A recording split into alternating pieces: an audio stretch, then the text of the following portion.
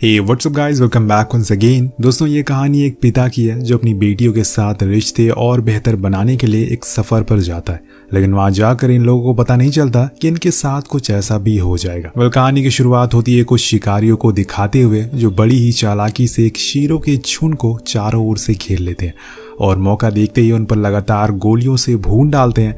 लेकिन उसमें से एक शेर न जाने कैसे भाग जाता है।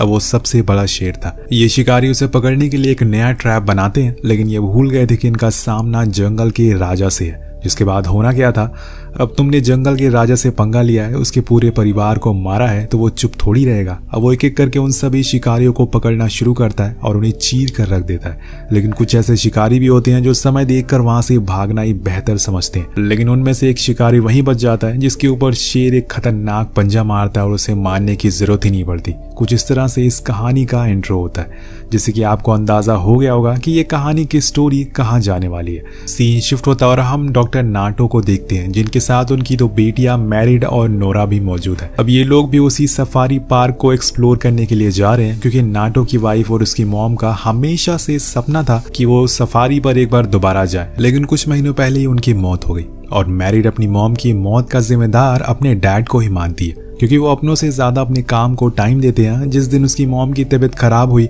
और उस दिन भी वो उन्हें लेट हॉस्पिटल लेकर गए। लेकिन अब नाटो ने सोच लिया है कि वो अपनी बेटियों के साथ ज्यादा टाइम स्पेंड करेगा, क्योंकि अब वो अपने बच्चों को नहीं खोना चाहता है। लेकिन इन तीनों को इस बात का जरा भी अंदाजा नहीं है कि कुछ दिनों के दौरान इनके साथ क्या होने वाला है। कुछ ही देर बाद वो लैंड करते हैं और वहां उन्हें मार्टिन नाम का आदमी लेने आता है, और ये वही शख्स था जिसने सालों पहले एंजेलिना को नाटो से मिलवाया था। उसके बाद ही उन दोनों की बातचीत शुरू हुई और फिर शादी हुई।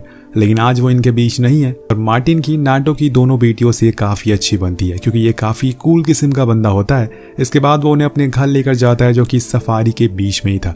वहां से वो अपना पूरा इंतजाम कर रखा था। वहीं जब मैरिड मार्टिन के घर पर अपनी मॉम की यंग फोटो देखती है तो वो काफी खुश होती है, क्योंकि उसमें वो प्रेग्नेंट भी थी। वहीं दूसरी ओर नोरा पूरे घर को एक्सप्लोर करना शुरू कर देती है। इधर मैरिड की कुछ खींची हुई फोटोज मार्टिन देख लेता है और उसकी बहुत ही तारीफ भी करता है। वो ये बात नाटो को भी बताता है कि क्यों ना तुम उसे फोटोग्राफी का कोर्स कराओ। लेकिन यहाँ पर नाटो ज्यादा इंटरेस्ट नहीं दिखाता है, क्योंकि शायद उसमें ज्यादा पैसे नहीं है, और इसी चीजों की वजह से मैरिड अपने डैड को पसंद नहीं करती, क्योंकि उन्होंने कभी भी अपने बच्चों की हॉबीज में कोई इंटरेस्ट नहीं दिखाया। और इसी बात से उनके बीच में फिर से बहस हो जाती है। वहीं दूसरी ओर नोरा को घर में रखे हथियार मिल जाते हैं, जो यहाँ से शिकारियों को भगाने में काम आते हैं, क्योंकि मार्टिन इस एरिया का इंचार्ज होता है और उसकी जिम्मेदारी है कि किसी भी जानवर का किसी भी तरह का शिकार ना किया जाए। इसके बाद वो सभी साथ आकर बैठ जाते हैं, पर तब तक मैरिड के मुंह से फिर से वही मॉम को लेकर बहस होना शुरू हो जाती है, जिस वजह से नोरा वहां से उठकर चली जाती है। और हर बार की तरह आज फिर सारे लोग एक दूसरे से गुस्सा हो जाते हैं। लेकिन नाटो को ये सब सही नहीं लगता, इसलिए वो बहुत ही परेशान हो चुका था। वो एक जगह चुपचाप जाकर बैठ जाता है और कुछ ही समय के बाद वहां मार्टिन भी आता है, जिसके साथ वो कुछ बातें शेयर करता है और बताता है कि इन सब में उसकी ही गलती है। मैरिड सही कहती है कि मैंने ही उस पर ध्यान नहीं दिया और उसी की वजह से आज ये दिन मुझे देखना पड़ रहा है। और ऐसे ही दोनों की बातों के साथ ड्रिंक भी चलती रहती है और कुछ इस तरह से सुबह हो जाती है। अगले दिन मार्टिन उन तीनों को लेकर सफारी के लिए निकल जाता है। यहाँ मार्टिन और नोरा दोनों ही डिजर्ट की खूबसूरती को एंजॉय करती हैं और कुछ जानवरों की फोटोज भी लेती हैं। जिसके बाद मार्टिन एक मांझा नाम के आदमी से मिलता है, जो उसी के साथ काम किया करता है। वो एक इक्वलाइजर बंदूक तैयार करता है, ताकि अगर कोई इमरजेंसी आ जाए तो वो सिचुएशन को कंट्रोल कर सके। अब बातों बातों में वो नोरा और मैरिड को बताता है कि सफारी में जितने भी जानवर हैं वो मार्टिन को बहुत अच्छे से जानते हैं।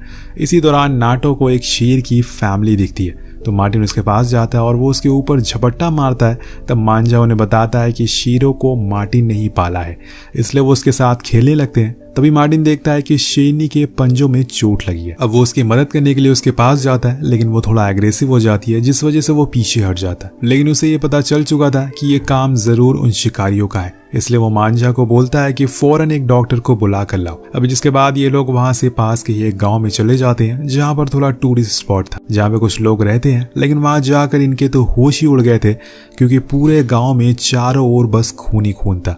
हर तरफ बस लाशें पड़ी हुई थी और ये काम था उसी शेर का। ये देखकर नाटो फौरन जाकर अपनी दोनों बेटियों को ढूंढता है, लेकिन नोरा वहां से गायब थी।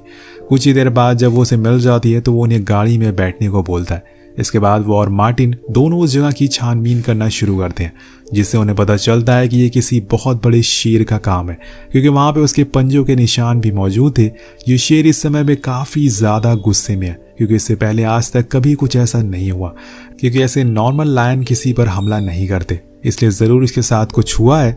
अब वो लोग वापस घर की ओर जाने लगते हैं, क्योंकि यहाँ रहना अब सेफ नहीं है। अब बीच में मार्टिन रेडियो पे पास की ही वाइल्ड लाइफ कंट्रोल से कांटेक्ट करने की कोशिश करता है, लेकिन कोई फायदा नहीं था। और तभी उनकी नजर सड़क के बीच में पड़े एक शख्स पर पड़ती है, जो जख्मी हालत में वहां मौजूद था। वो फौरन बाहर निकलते हैं और उसकी मदद के लिए, पर वो बहुत ही ज्यादा डरा हुआ था और बार बार एक ही शब्द कह रहा था कि उन लोगों ने उसके पूरे परिवार को खत्म कर दिया, अब वो किसी को नहीं छोड़ेगा। अब यहाँ आप लोगों को कुछ चीजें समझ आ गई होंगी। असल में ये वही शेर है जिसे हमने कहानी की शुरुआत में देखा था। अब नाटो उस आदमी का इलाज करने की कोशिश करता है, दूसरी तरफ मार्टिन उस शेर को ढूंढने के लिए निकल जाता है ताकि वो उसे इक्वलाइजर से बेहोश कर सके, उसे पकड़ सके। लेकिन ये इतना आसान नहीं है, क्योंकि वो शेर गुस्से में और बहुत ही ज्यादा खतरनाक भी। मार्टिन ढूंढते ढूंढते उसे एक तालाब के पास पहुंच जाता है, जहां पर वो चारों ओर देखता है, लेकिन वो उसे कहीं दिखाई नहीं दे रहा था। लेकिन तभी उसके पीछे से एक आवाज आती है।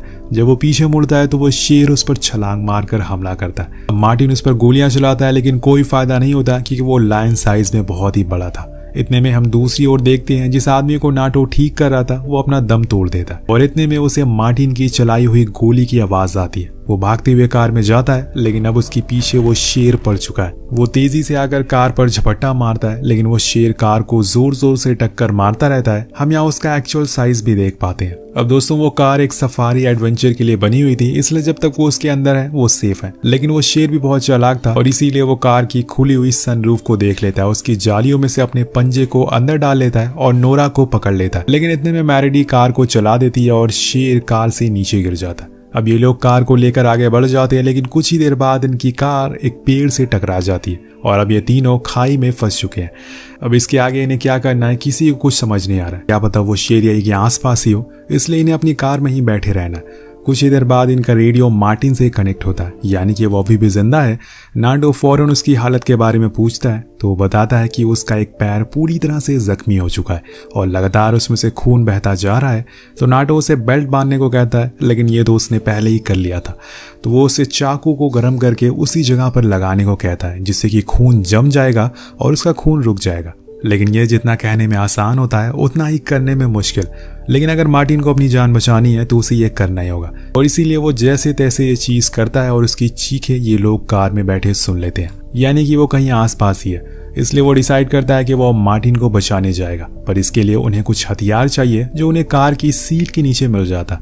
ये थी एक इक्वलाइजर बंदूक, जिसे चलाना नोरा को आता था, क्योंकि मांजा ने उसे ये सिखा दिया था। लेकिन यहाँ पर नाटो अपनी बेटी से बंदूक ले लेता है और मार्टिन से पूछता है कि तुम कहाँ पर हो, मुझे लोकेशन बताओ। लेकिन वो उन्हें अपने पास आने को मना करता है, क्योंकि वो शेर उसके पास ही खड़ा हुआ था और पिछले 15 मिनट से उसे घूरे जा रहा था।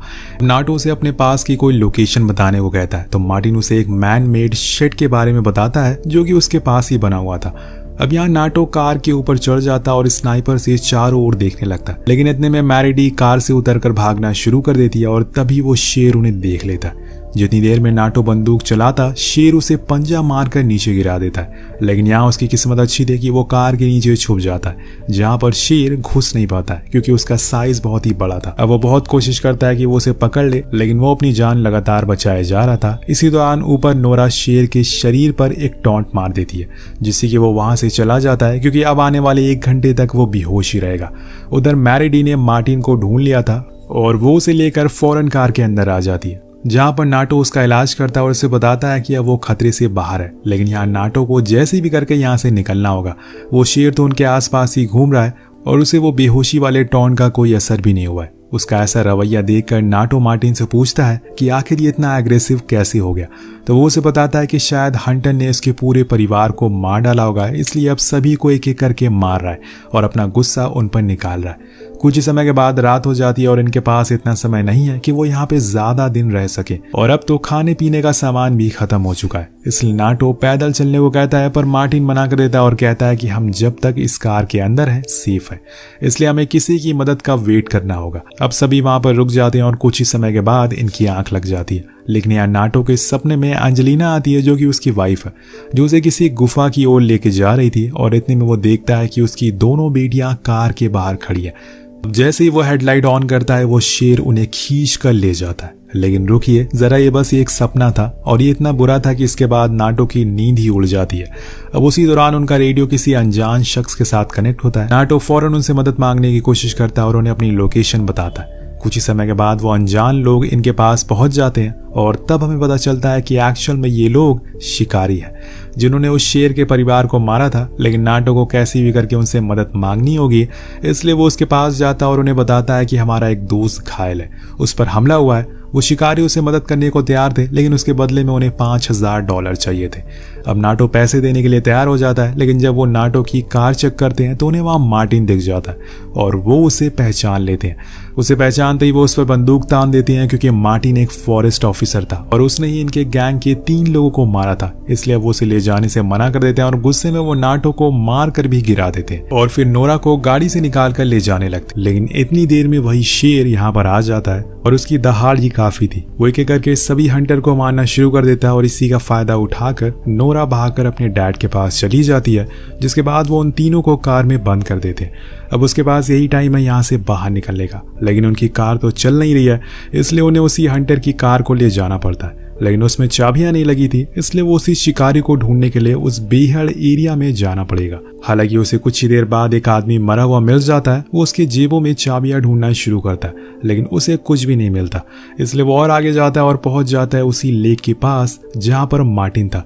वहां नाटो को शेर बैठा हुआ दिख जाता है, इसलिए वो खुद की जान बचाने के लिए पेड़ पर चढ़ जाता है और बिना आवाज करे चुपचाप वहीं बैठा रहता है। लेकिन उसकी किस्मत खराब थी, इतनी देर में उसका वॉकी टॉकी बच जाता है और वो शेर उसके मजे लेने के लिए वहां पर आ जाता है एक सांप। उसे डसने वाला था, पर नाटो उसे पकड़कर नीचे फेंक देता है और वो शेर के ऊपर जाकर गिर जाता है, जिससे कि वो दहाड़ने लगता है और ये आवाज सुनकर उनकी दोनों बेटियों को लगता है कि उनके पिता अब नहीं रहे। दूसरी ओर वो शेर अब जा चुका था, इसलिए नाटो नीचे आ जाता है और कुछ ही दूरी के बाद उसे एक हंटर की लाश मिलती है, जिसके पास उसे कार की चाबियां भी मिल जाती है।